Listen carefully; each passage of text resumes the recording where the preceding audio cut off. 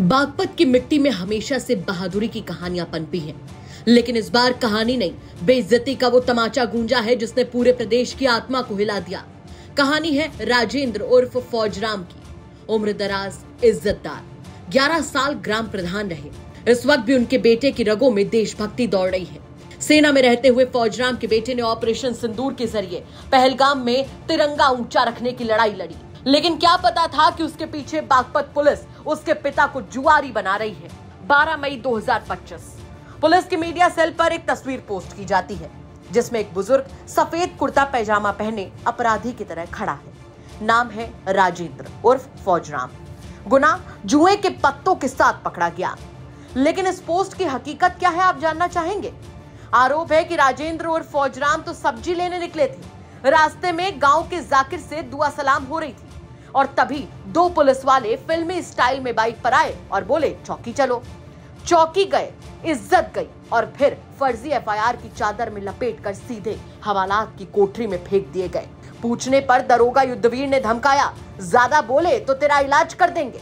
वाह दरोगा जी वाह, बाप को हवालात में ठूसिए और बेटा बॉर्डर पर देश के लिए जान पर खेल रहा है। यही आदर्श है आपकी पुलिसिंग का। दरोगा साहब ने जो कहानी गढ़ी उसमें 52 पत्तों की महाभारत रची गई, लेकिन सीसीटीवी ने सारी बाजी पलट दी।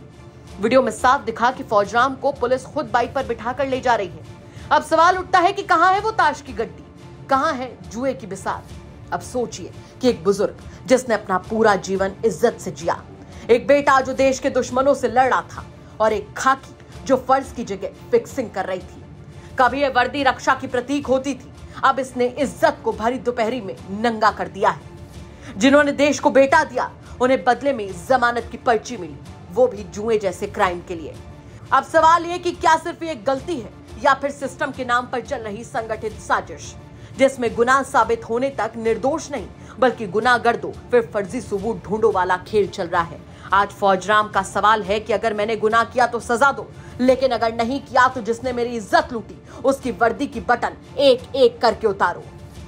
ये मामला जी, सारा मामला जो है गलत है। इसमें मेरी कोई खता नहीं है। मैं जो है खेत में जा रहा था, रास्ते में आगे नीचे मस्जिद पड़े है, वहाँ उसके सामने जो है मुझे सामने से 2 मोटरसाइकिल आई। मैं था और मेरे पड़ोस का जाके लड़का साथ में जा रहे थे दोनों। उसे नाम पूछा और मोटरसाइकिल में उठा के हमें चौकी पे ले गए। वो चौकी पे जाकर हमने पूछा जी हमारी क्या खता है, कैसे बुलाए। उन्होंने हमें कुछ नहीं बताया। ना मेरे परिवार को पता लग गया कि मैं कहाँ हूँ कहाँ नहीं। मैं 11 बजे, पौने 11 बजे से और 2 घंटा वहाँ रहा। उसके बाद मुझे जाकर थाने में तलाशी लेकर के लोकल बंद कर दिया हमें।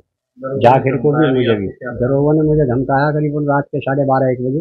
कह ले आप बहुत सिफारिश कर रहे हो, जानते हो हम पुलिस वाले हैं। मैं चुप रहा पहले तो, फिर कह ले भाई बोल क्यों नहीं रहे। मगर जी मैं बोल नहीं रहा, मेरे पास मोबाइल नहीं, मैं तुमने यहाँ बैठा रखे, मैं किसकी सिफारिश कर रहा हूँ। मैं थारे धोरा बैठा हूँ 10 साढ़े 10 बजे से, फोन तुमने मेरा ले लिया, मैं किसकी सिफारिश कर रहा हूँ। कहला बहुत बोलते हो, जानते हो खाल उतार देंगे, जानते नहीं हो।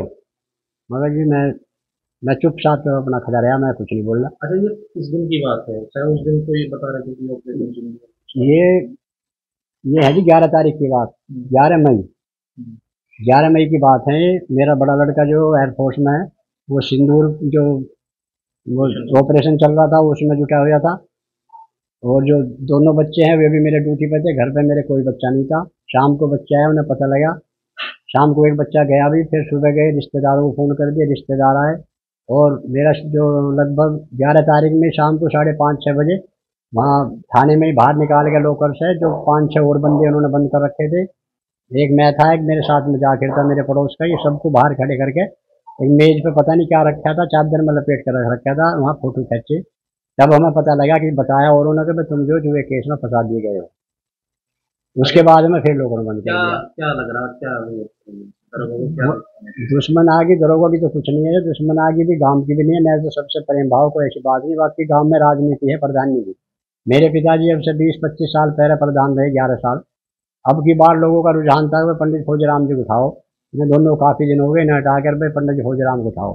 तो मेरा रास्ता रोकने के लिए, मेरी इज्जत खराब करने के लिए मुझे जो है इस केस में झूठा फंसाया गया। आप लगातार कहाँ गुहार लगा चुके? मैं तो गुहार करीब जी जहाँ भी मुझे बताया, जहाँ मैं तो सभी जगह घूम चुका। एसपी साहब के भी और जो जोनल कौन से गए उनके पास थोड़ा फासले पे बैठे हैं बरामदे में, मैं कह नहीं सकता, उनके पास भी, और डीआईजी के भी।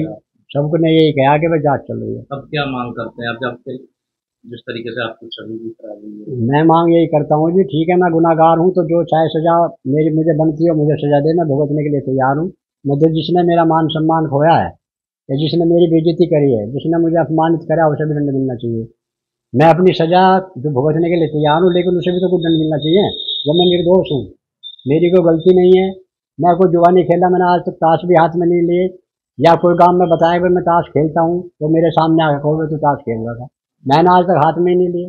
बच्चे अपने हिल्ले पे, मैं अपना एक छोटी सी दुकान कर रहा हूँ, एक भैंस रखता हूँ, अपना हिल्ला कर रहा हूँ। गांव की राजनीति है और कुछ नहीं।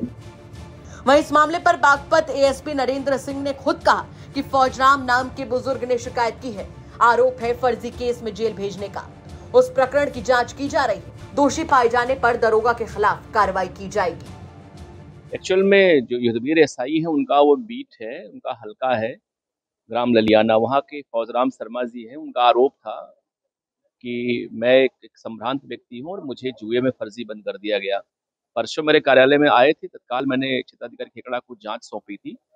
सीओ खेकड़ा ने जांच के पश्चात तुरंत विवेचना को चेंज कर दिया है और एक अन्य एसआई की जांच कर रहे हैं।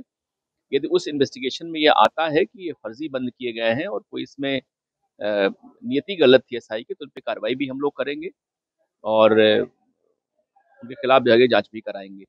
किंतु चूंकि अभी उनका आरोप था, आरोप मात्र के आधार पर हमने तफ्तीश को चेंज कराया है। एक अलग एसआई इसकी इंक्वायरी कर रहे हैं। इंक्वायरी में अगर जो कुछ भी निकलेगा उसके अकॉर्डिंग हम लोग कार्रवाई करेंगे। खैर, जांच तो चलेगी, लेकिन अब सवाल ये नहीं कि दरोगा युद्धवीर दोषी है या फिर नहीं। सवाल ये है कि अगला फौजराम कौन होगा। अब देखना ये है कि इंसाफ मिलेगा भी या फिर ये बयान भी किसी पुराने प्रेस नोट की तरह फाइलों में दब जाएगा। बागपत से मनुदेव उपाध्याय की रिपोर्ट, यूपी तक।